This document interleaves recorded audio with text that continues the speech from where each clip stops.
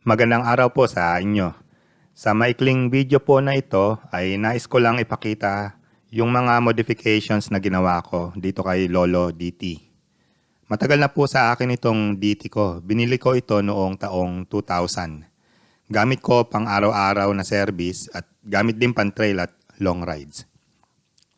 Simulan na po natin. Unahin natin itong sa harapan. Bale, makikita nyo po yung unahang gulong at upside down fork. Isang set po yan ikinabit sa DT. Galing po yan sa donor bike na Honda CRM 250. Nabili ko na Japan surplus. Ito lang yung mga modification na ginawa para maikabit yan sa DT. Bale, mas maikli kasi yung head tube ng DT kumpara dun sa mga production. Kaya ang ginawa ko lang, nilagyan niya ng spacer dun sa center post ng triple clamp. Nang sa gayon ay mahigpitan pa rin yung nut dyan. Yung bearing pa rin po ng DT yung nakakabit dyan.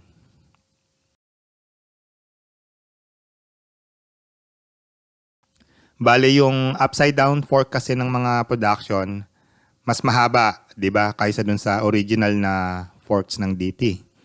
Palibhasa, iba kasi yung yari ng mga frame nila. Kaya mapapansin nyo po, nakaklamp yung butterfly ng mas mababa doon sa fork. Kasi kung hindi, sobrang tataas yung motor. Ang ginawa ko na lang, makikita nyo, kinabitan ko yan ng bar riser para maikabit ko pa rin yung manibela. DIY ko lang yung bar riser na yan. Bumili lang ako ng aluminum block at ginamitan ko lang ng drill, lagaring bakal at kikil para magawa yung bar riser. Dito naman po tayo sa headlight. Bale, yung headlight po na yan galing sa CRF 250L. Gagana po yan sa DT ko kasi converted na ito sa 12 volts at naka full wave na din. Okay, susunod dito naman po tayo sa makina.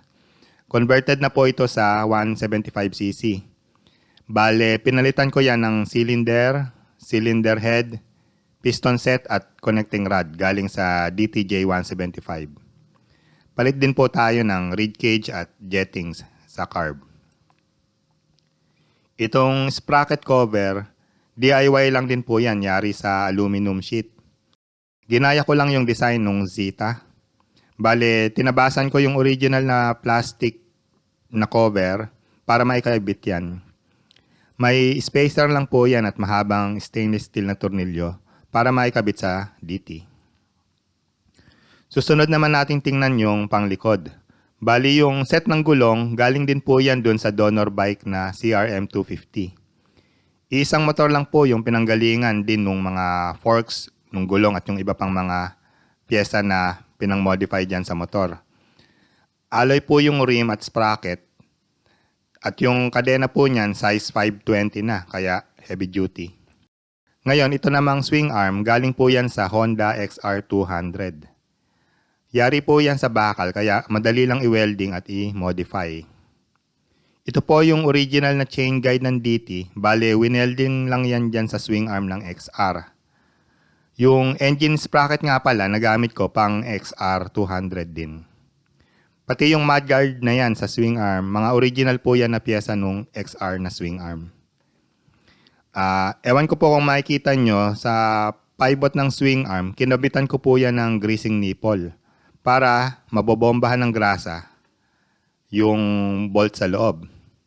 Bale, naka-stick bearing nga pala yung swing arm ng XR.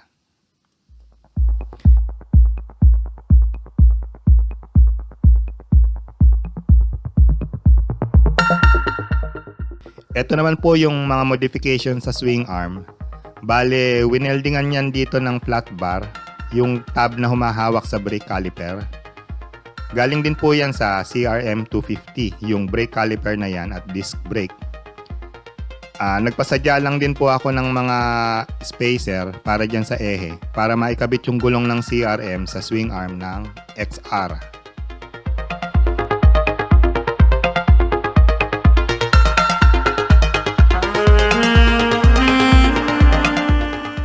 Yung original na brake pedal pa rin po ng DT yung nakakabit dyan. Pinutol lang yung dulo niyan, yung dating nakakabit sa brake link, tapos inilipat at winelding sa gilid. Para yun naman yung tutulak dito sa brake master cylinder. Generic lang po yung brake master na yan. Makikita nyo dito, nag-welding lang ng flat bar dun sa frame para kabitan itong master cylinder.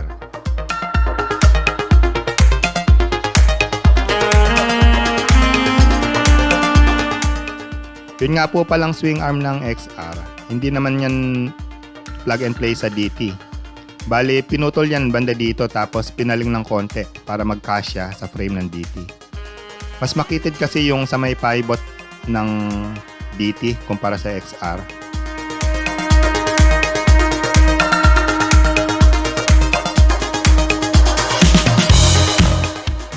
Sa ilalim naman, makikita nyo, nag-welding lang ako ng mga flat bar, bracket, dun sa frame para maikabit yung dog bone ng multilink suspension.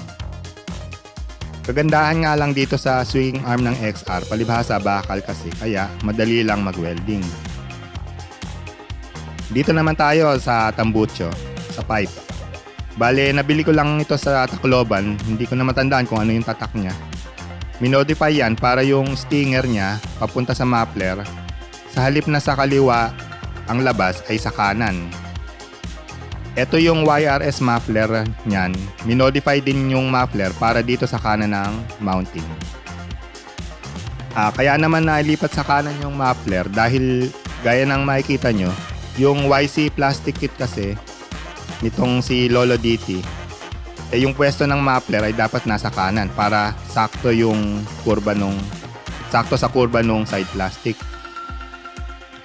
Paliwanag ko naman sa inyo kung paano na-fit yung YC plastic kit. Una, itong upuan ng DT, tinabasan po yan dito sa bandang likuran para mag-fit ng maayos sa plastic kit. Kayang-kayang gawin yan ng mga nag-upholster. Doon ko yan sa kanila pinagawa matapos ko maikabit yung mga plastic.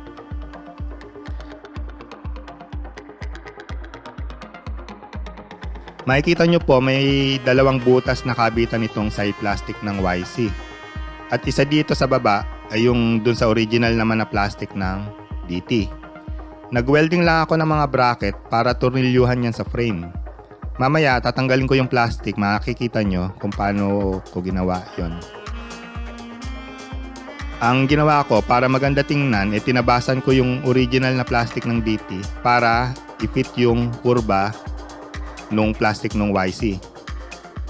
Kaya meron yung mga rivet kasi may sapi yan sa loob na yero. Bale, magkadikit na yung plastic nung YC at DT. Minsan nakikita ko yung ibang nagmo-modify, ipinapatong lang yung plastic ng YC dun sa original ng DT kaya hindi gaano maganda tingnan, parang pinilit lang na itapal. Isang set nga po pala yung plastic na panggilid at yung tapalodo. Kaya kita nyo maganda yung pagkakapit nila.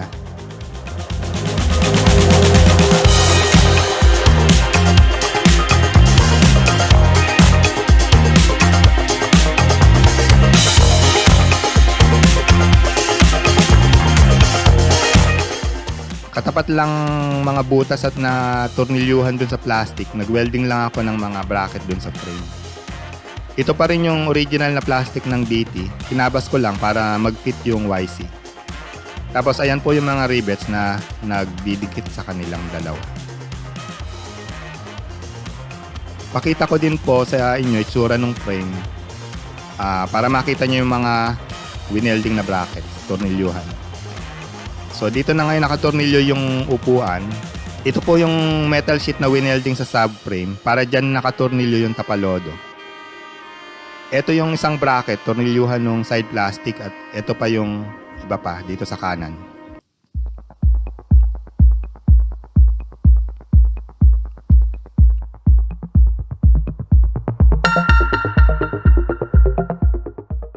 Dito sa kanan, ito yung mga winelding na bracket at yung kinakapitan ng muffler. Kung mapapansin nyo, pinutol po yung dulo ng subframe para maikabit yung tapalodo ng YC.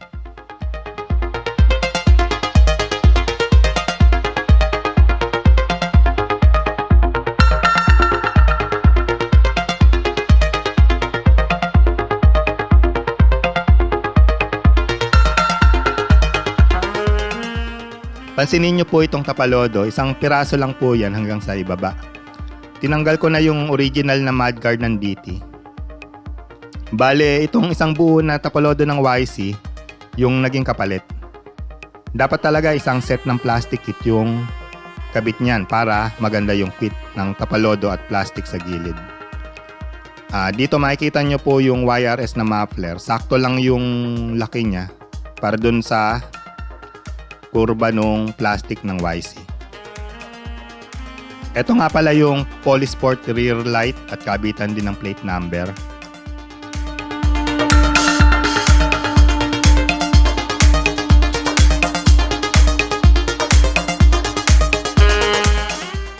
Nag-fabricate din nga pala ako ng parilya para may mapagtalian ng mga gamit at mahawakan din kung sumemplang ako sa trail.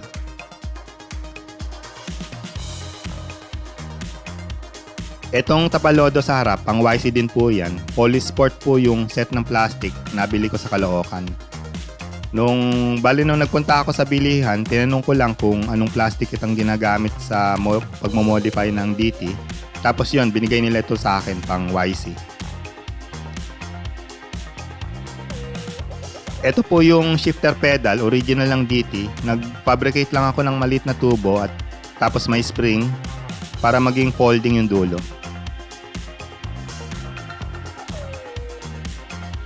Ito pong foot pegs, yan din po yung original ng DT. Nilagyan ko lang ng extension sa likod para mas malapad ng konti. At ito naman po yung side stand. Mas mahaba kaysa sa original ng DT kasi tumaas na yung ground clearance ng motor. Bale, galing din po ito dun sa donor bike ko na CRM 250. So, yan lang po mga katropa. Yung mga modification na ginawa ko kay Lolo DT. Sana nagustuhan nyo tong video na to at paki-like at subscribe na rin po sa ating channel. Comment lang po mga idol kung meron kayong mga katanungan o kung may gusto kayong liwanagin. Sana po nakatulong sa inyo itong maikli kong video. Hanggang sa muli at maraming salamat po ulit.